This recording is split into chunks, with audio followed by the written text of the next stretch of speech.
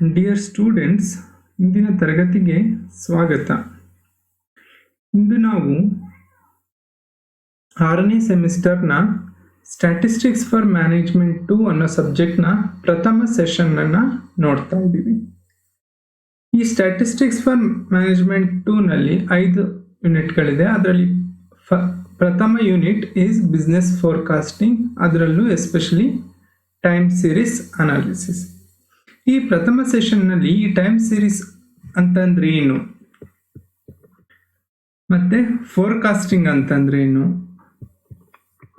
ಮತ್ತೆ time ಸೀರೀಸ್ನ use ಮಾಡಿ ಹೇಗೆ ಫೋರ್ಕಾಸ್ಟಿಂಗ್ ಮಾಡಬಹುದು, ಮತ್ತೆ ಈ ಟೈಮ್ ಸೀರೀಸ್ನ ನಾವು ಸ್ಟಡಿ ಮಾಡಬೇಕಾದ್ರೆ ಅಥವಾ ಅದನ್ನು ಅನಾಲಿಸಿಸ್ ಮಾಡಬೇಕಾದ್ರೆ ನಮಗೆ ಏನೇನು ರಿಕ್ವೈರ್ಮೆಂಟ್ ಇರಬೇಕು, ಹಾಗೂ ಈ ಟೈಮ್ ಸೀರೀಸ್ನಿಂದ ಆಗುವಂಥ ಪ್ರಯೋಜನಗಳೇನು ಅಂತ ಹೇಳಿಬಿಟ್ಟು ತಿಳ್ಕೊಳ್ಳೋಣ. ಪ್ರಥಮವಾಗಿ ಈ ಸೆಷನ್ನಿಂದ ನಾವೇನು ಕಲಿತೀವಿ ಅಂತ ಹೇಳ್ಬಿಟ್ಟು, that is we learn the meaning of forecasting and time series ಅಂದ್ರೆ ಏನು ಅಂತ ಹೇಳ್ಬಿಟ್ಟು ಈ ಸೆಷನ್ನಲ್ಲಿ ತಿಳ್ಕೊಳ್ತೀವಿ. ಈ ಫೋರ್ಕಾಸ್ಟಿಂಗ್ ಅಥವಾ ಟೈಮ್ ಸೀರೀಸ್ ಅನಾಲಿಸಿಸ್ನ ಏನಕ್ಕೆ ಬೇಕು? The first thing, the success of any business depends on its future estimates. ಹೇಗೆ ಬಿಸ್ನೆಸ್ ಈ ಫ್ಯೂಚರ್ ಎಸ್ಟಿಮೇಟ್ ಮೇಲೆ ಡಿಪೆಂಡ್ ಆಗುತ್ತೆ ಅಂತ ನಾವು ಹೇಳಬೇಕು ಅಂತಂದರೆ, for example you take it as you are running a hotel. ನೀವು ಒಂದು ಹೋಟೆಲ್ನ ರನ್ ಮಾಡ್ತಿದ್ದೀರಾ ಅಂತಂದರೆ ನೀವು ಪ್ರತಿ ದಿವಸ ಎಷ್ಟು ಊಟ ಸೇಲ್ ಆಗುತ್ತೆ ಅಥವಾ ಎಷ್ಟು ತಿಂಡಿ ಸೇಲ್ ಆಗುತ್ತೆ ಅಂತ ಹೇಳ್ಬಿಟ್ಟು ನೀವು ಒಂದು ಮೈಂಡಲ್ಲಿ ಲೆಕ್ಕ ಹಾಕೋಬೇಕಾಗುತ್ತೆ. ನಾಳೆ ಎಷ್ಟು ಊಟ ಸೇಲ್ ಆಗುತ್ತೆ ಅಂತ ಹೇಳ್ಬಿಟ್ಟು. ಯಾಕೆ ಇದು ಬೇಕು ಅಂತಂದರೆ, ಫಾರ್ ಎಕ್ಸಾಂಪಲ್ ನೀವು ಏನು ಎಸ್ಟಿಮೇಟ್ ಇಲ್ದಲೆ ಸುಮಾರೊಂದು 500 ಮೀಲ್ಸ್ನ ಪ್ರಿಪೇರ್ ಮಾಡಿದ್ದೀರಾ ಅಂತ ಇಟ್ಕೊಳ್ಳಿ. ನಾಳೆ 500 ಮೀಲ್ಸು ಸೇಲ್ ಆದರೆ ನಿಮ್ಮ ಪ್ರಾಫಿಟ್ ಮ್ಯಾಕ್ಸಿಮಮ್ ಆಗುತ್ತೆ. ಅಕಸ್ಮಾತ್ 500 ಸೇಲ್ ಆಗಲಿಲ್ಲ, ಬರೀ 400 ಸೇಲ್ ಆಯಿತು ಅಂತಂದರೆ ಏನಾಗುತ್ತೆ? 100 ವೇಸ್ಟ್ ಆಗುತ್ತೆ ಅಲ್ವಾ? ಸೊ ಹಾಗೇನೆ ನೀವು 500 ಮೀಲ್ಸ್ನ ಪ್ರಿಪೇರ್ ಮಾಡಿದ್ದೀರಾ, ಬಟ್ ಆದರೆ ಡಿಮ್ಯಾಂಡ್ 600 ಮೀಲ್ಸ್ ಇದೆ. ಆ 600 ಮೀಲ್ಸ್ ಇದ್ದಾಗ ಏನಾಗ್ಬೋದು, ನಿಮಗೆ 100 ಮೀಲ್ಸಿಂದ ಬರೋವಂಥ ಪ್ರಾಫಿಟ್ನ ನೀವೇನು ಮಾಡ್ಕೊಂಡ್ರಿ? ಮಿಸ್ ಮಾಡ್ಕೊಂಡ್ರಿ, ರೈಟ್? ಅದಕ್ಕೋಸ್ಕರ ಯಾವುದೇ ಬಿಸ್ನೆಸ್ ಆಗಲಿ, for its production or its service, it must estimates how much the demand will be, and any successful business will do the future estimates.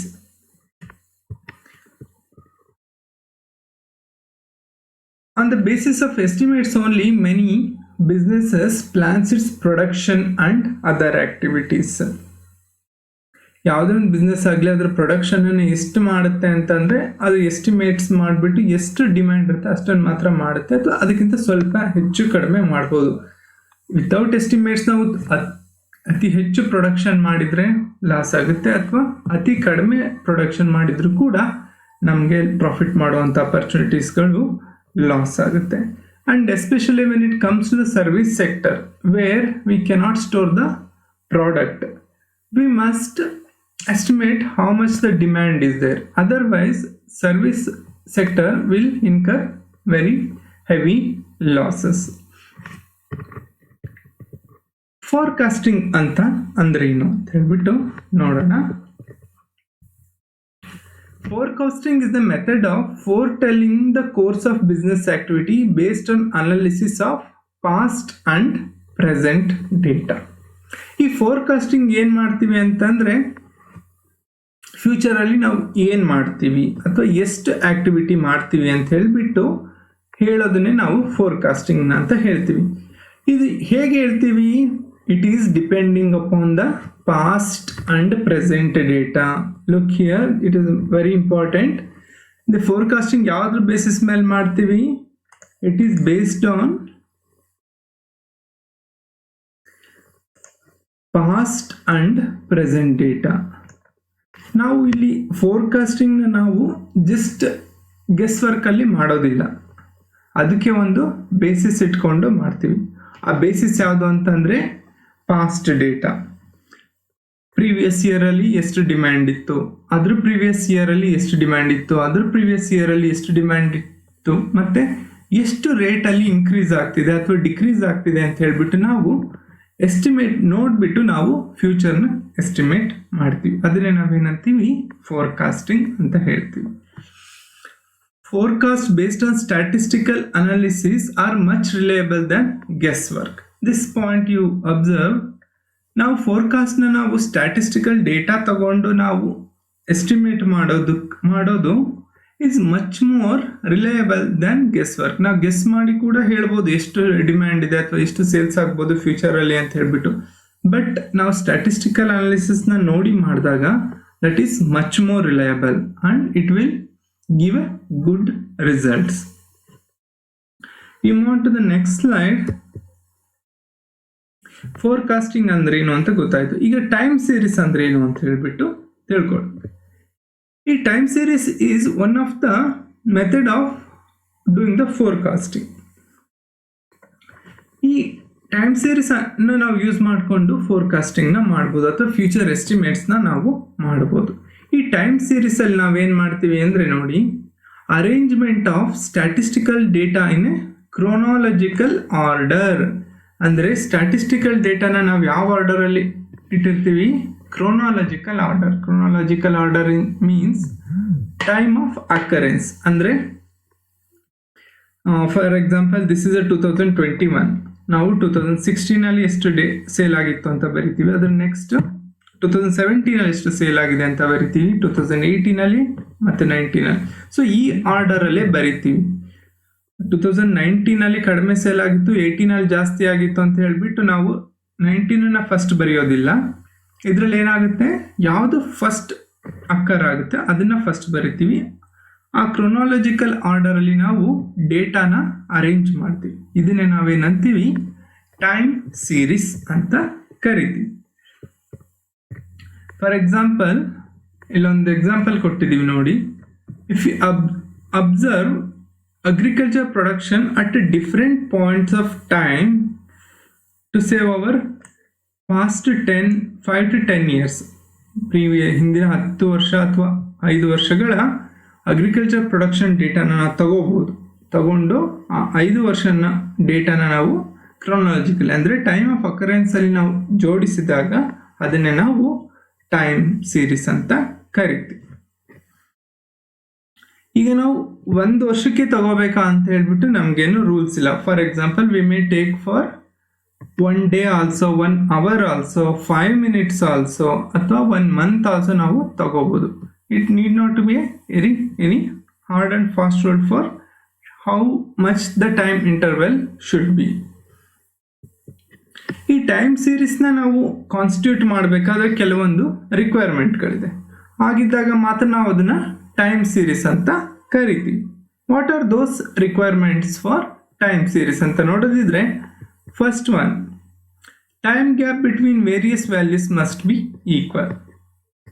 As I told, ನಾವು ಸೇಲ್ಸ್ ಡೇಟಾನ ತಗೊಂಡ್ರೆ time gap between the various values must be equal. For example ನಾವು 1 ವರ್ಷ gap ತಗೋಬೋದು ಅಥವಾ 1 month ತಗೋಬೋದು. That means 2016 ಡೇಟಾನ 2017 ಡೇಟಾಗೆ ಕಂಪೇರ್ ಮಾಡಬೇಕು, 2017 ಡೇಟಾನ 2018 ಡೇಟಾಗೆ ಕಂಪೇರ್ ಮಾಡಬೇಕು.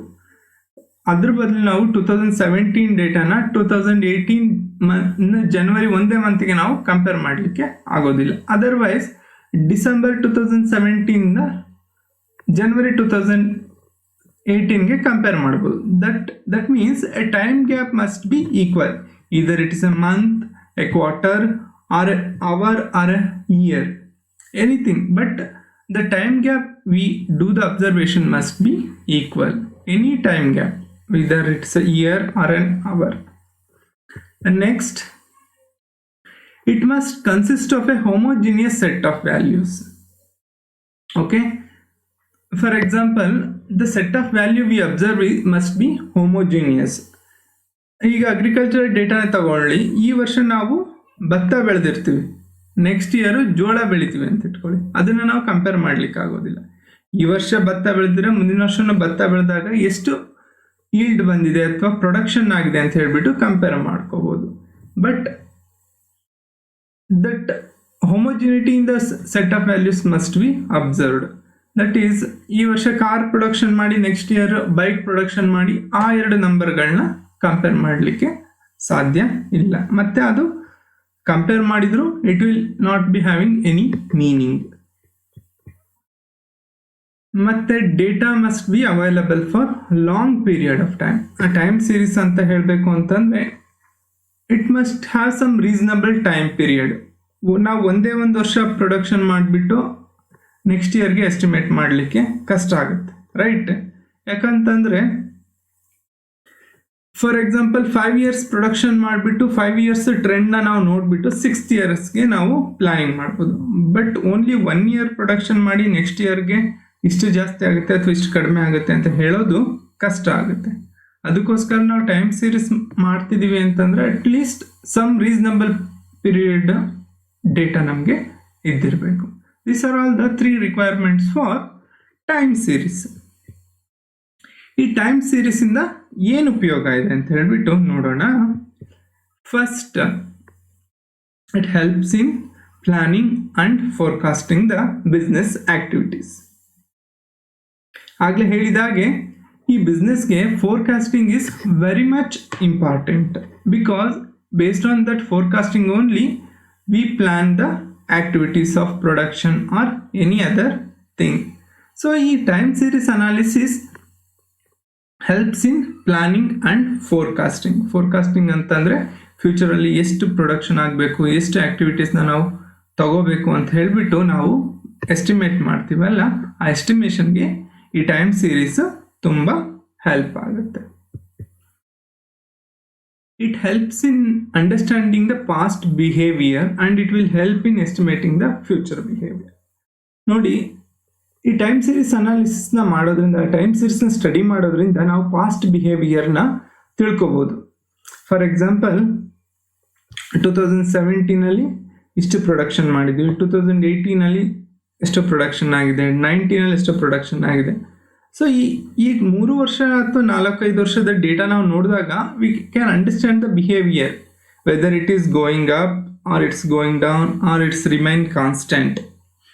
ಸೊ ಹೀಗೆ ನೋಡಿದಾಗ ನಾವು ಏನು ಮಾಡ್ಬೋದು, ಆ್ಯಕ್ಟಿವಿಟೀಸ್ನ ಪ್ಲ್ಯಾನ್ ಮಾಡ್ಬೋದು. ಮತ್ತು ಫ್ಯೂಚರಲ್ಲಿ ಹೇಗಿರುತ್ತೆ, ಇನ್ಕ್ರೀಸ್ ಆಗ್ತಾ ಇದ್ರೆ ಇನ್ಕ್ರೀಸ್ ಆಗ್ತಿದೆ ಅಂತಲೇ ನಾವು ತಿಳ್ಕೊಬೋದು, ಡಿಕ್ರೀಸ್ ಆಗ್ತಾ ಇದೆ ಅಂತಂದರೆ ಆ ವಸ್ತುಗೆ ಡಿಮ್ಯಾಂಡ್ ಅಥವಾ ಪ್ರೊಡಕ್ಷನ್ ಸೇಲ್ಸ್ ಇದೆ ಅಲ್ಲ, ಅದು ಕಡಿಮೆ ಆಗ್ತಿದೆ ಅಂತಲೇ ಫ್ಯೂಚರಲ್ಲಿ ಗೆಸ್ ಮಾಡ್ಬೋದು. ಅಥವಾ ಇನ್ಕ್ರೀಸ್ ಆಗ್ತಿದೆ ಅಂತಂದರೆ ಫ್ಯೂಚರಲ್ಲಿ ಅದನ್ನ ನಾವು ಇನ್ಕ್ರೀಸ್ ಆಗುತ್ತೆ ಅಂತ ಹೇಳ್ಬಿಟ್ಟು ನಾವು ಅಂಡರ್ಸ್ಟ್ಯಾಂಡ್ ಮಾಡ್ಕೋಬೋದು.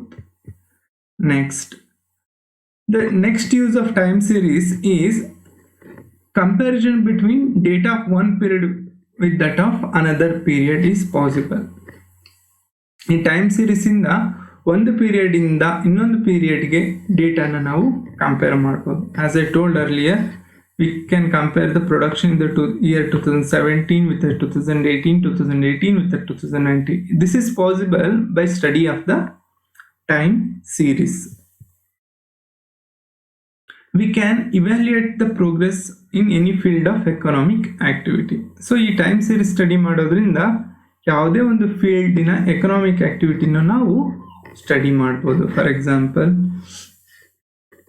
ಇನ್ ಎಕನಾಮಿಕ್ ಆಕ್ಟಿವಿಟಿ ಲೈಕ್ ಬ್ಯಾಂಕಿಂಗ್ ಸೆಕ್ಟರಲ್ಲಿ ಏನು ಇಂಪ್ರೂವ್ಮೆಂಟ್ ಆಗ್ತಿದೆ, ಎಷ್ಟು ಇಂಪ್ರೂವ್ಮೆಂಟ್ ಆಗ್ತಾ ಇದೆ, ಪ್ರೊಡಕ್ಷನ್ನಲ್ಲಿ ಎಷ್ಟು ಇಂಪ್ರೂವ್ಮೆಂಟ್ ಆಗ್ತಿದೆ, ಸರ್ವಿಸ್ ಸೆಕ್ಟರಲ್ಲಿ ಏನೇನು ಆಗ್ತಾ ಇದೆ, whether it's shrinking or it is increasing ಅಂತ ಎಲ್ಲದನ್ನು ನಾವು ಈ ಟೈಮ್ ಸೀರೀಸ್ ಅನಾಲಿಸಿಸ್ನ ಸ್ಟಡಿ ಮಾಡೋದ್ರಿಂದ ತಿಳ್ಕೊಬೋದು. Now we come to the conclusion of this session. What we have studied in this session is any business requires forecasting for its activities for optimum utilization of its resources. ಯಾವುದೇ ಒಂದು ಬಿಸ್ನೆಸ್ಗಾಗಲಿ ರಿಸೋರ್ಸಸ್ಗಳು ಏನಾಗಿರುತ್ತೆ, scarce ಆಗಿರುತ್ತೆ. Whether it is a materials or labour or capital, there will be scarcity for those resources. ಆ ರಿಸೋರ್ಸಸ್ನಾಗ ನಾವು optimum ಆಗಿ utilisation ಮಾಡಬೇಕು. ಏನಕ್ಕೆ optimum ಆಗಿ ಯುಟಿಲೈಸ್ ಮಾಡಬೇಕು?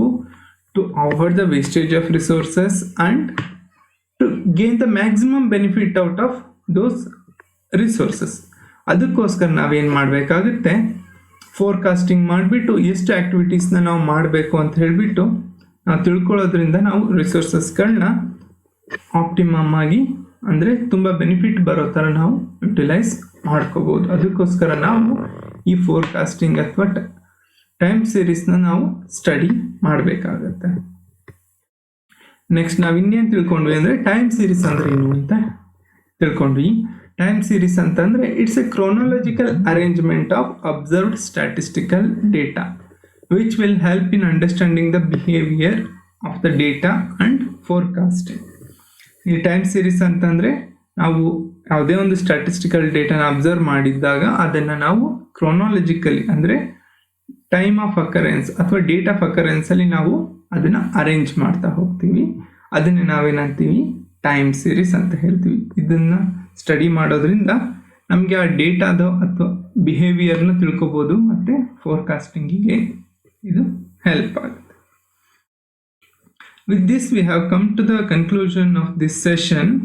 ಮುಂದಿನ ಸೆಷನ್ನಲ್ಲಿ ನಾವು ಈ ಟೈಮ್ ಸೀರೀಸ್ನ ಕಾಂಪೊನೆಂಟ್ಗಳು, ದಟ್ ಮೀನ್ಸ್ ಯಾವ್ಯಾವ ರೀತಿಯಲ್ಲಿ ನಾವು ಟೈಮ್ ಸೀರೀಸ್ನ ನಾವು ಸ್ಟಡಿ ಮಾಡ್ತೀವಿ ಆರ್ ಮೆಥಡ್ಸ್ ಆಫ್ ಟೈಮ್ ಸೀರೀಸ್ನ ನಾವು ತಿಳ್ಕೊಳ್ಳೋಣ.